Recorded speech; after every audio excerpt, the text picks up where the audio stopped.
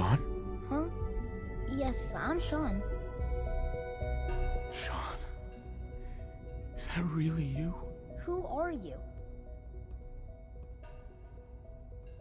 Shaun, it's me. I'm your dad. Father, what's going on? What's happening? Shaun, are you okay? You're not hurt, are you? What's going on? Father? Father! Shh. It'll be okay, Shaun. I'm here now. I don't know you. Go away. Father! Father, help me! There's someone here, help me! Who is Father? Where is he? Father? Father, help me! He's trying to take me! Father? Father, help me! Shaun. S923, recall code Cirrus. Fascinating, but disappointing. The child's responses were not at all what I anticipated. He's a prototype, you understand. We're only just now beginning to explore the effects of extreme emotional stimuli. Please try and keep an open mind. I recognize that you are emotional, and that your journey here has been fraught with challenges. Let's start anew. I am Father. Welcome to the Institute. Father? That's your name? Your title? Father is my unofficial title. It's what I've come to mean to the people of the Institute, just as you mean to your son, to Shaun. I'll make this very simple. Where is my son? He's here, in the Institute. Closer than you think. But I need you to realize that this situation is far more complicated than you could have imagined. You have traveled very far, and suffered a great deal to find your son.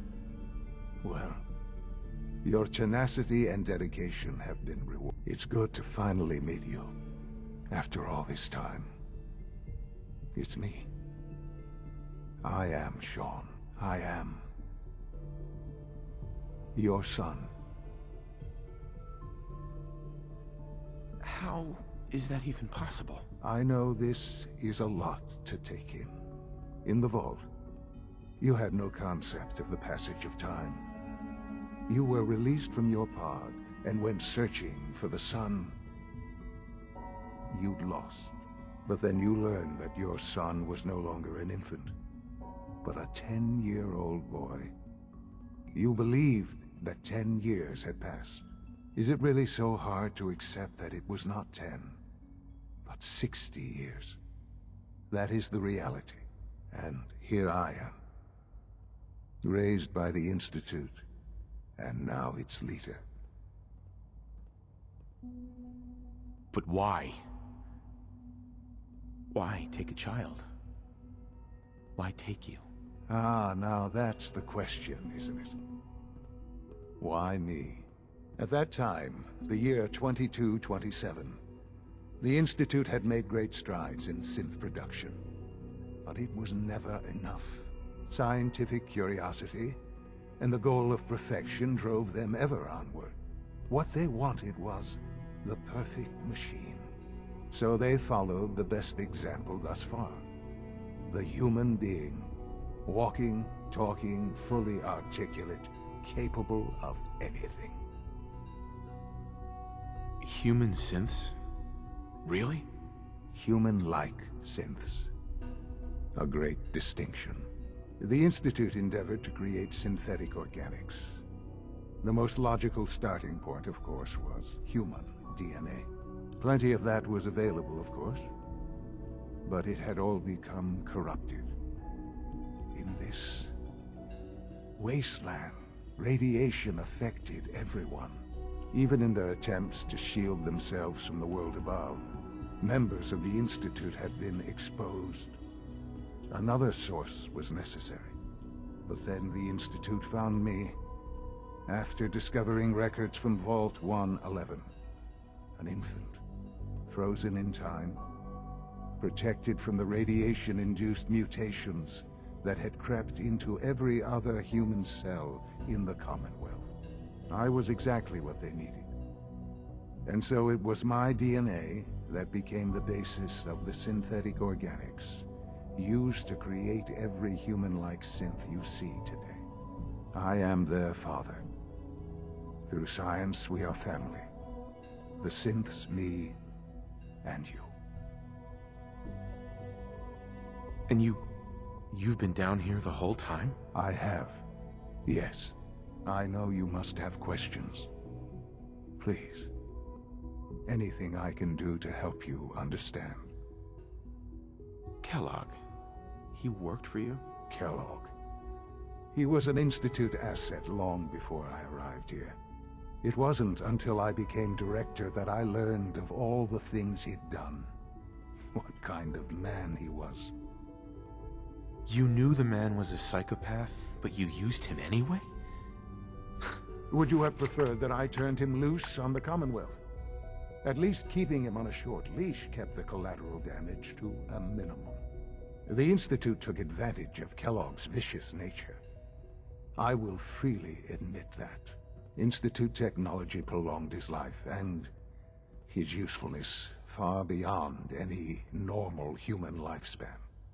He never failed the Institute, but his cruelty became more apparent with every completed objective. I won't lie. It's no coincidence your path crossed his. It seemed a fitting way to allow you, us, to have some amount of revenge. What else can I say to ease your mind? So you're in charge of the Institute? I am the acting director, yes. I spent decades working to reach this point. It's a responsibility I take very seriously. The Institute. It's important. It really is humanity's best hope for the future, no matter what those above ground might think of us.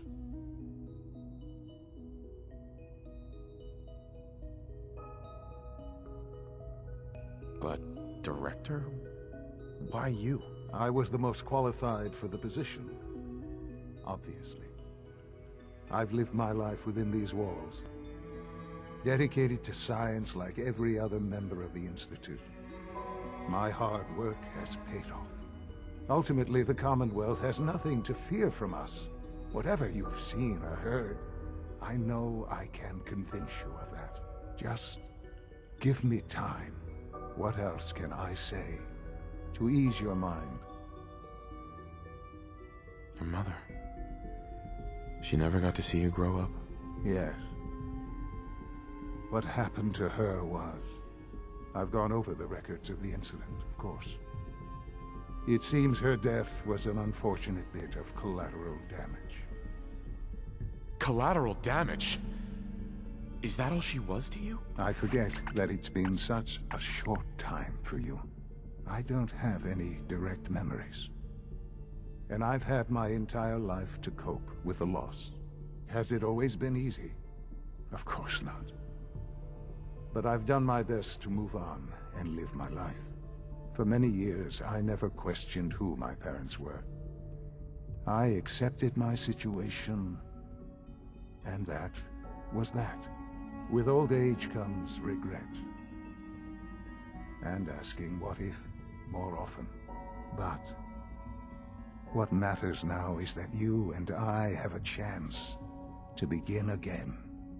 I know there's more for us to discuss, but the Institute is on the verge of some important breakthroughs. Your presence would be appreciated as we approach them. I've been a part of something amazing here. I've helped to build a life for myself and the people of the Institute. And now, after all these years, you have an opportunity to help with that. Doesn't that intrigue you? Isn't that what you want? You want me to stay here? In the Institute? Yes, that is what I propose. Is it so hard to imagine? The Institute can provide a better life than anything above ground. You've been in the Commonwealth. You've seen what it's like. I assure you that you are better off with us. Things are pretty terrible up there. I've seen it myself. I know. That is why we are so committed to creating a better life for ourselves here. And it's a life that you can now be part of. I simply ask that you give the Institute, me, a chance. A chance to show you what I've been telling you. We really do have humanity's best interest at heart. Will you take that chance? Are you sure you want this? Yes, I am. It would benefit us both to work together. All right. Thank you. The Institute is now your home, as much as it is mine. Please take some time, get to know it. Meet the people you'll be working with. You'll want to introduce yourself to the division heads. Dr. Fillmore in Facilities, Dr. Ayo in SRB, Dr. Holdren in Bioscience, and finally Dr. Lee in Advanced Systems. They've all been notified of your arrival, of course. Meet them, and then we'll discuss what comes next. Shaun, about this synth. You mean the child? It's a fascinating project, really. There are issues to be solved, of course, but we've made remarkable progress.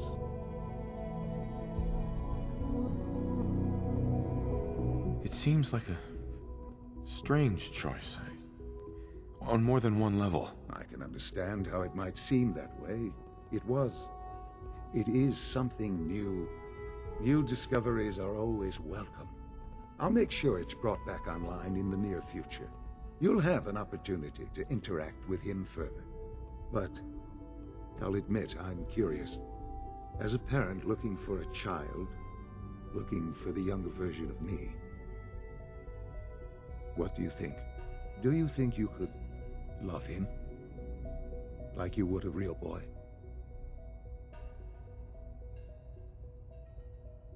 I don't need a synth.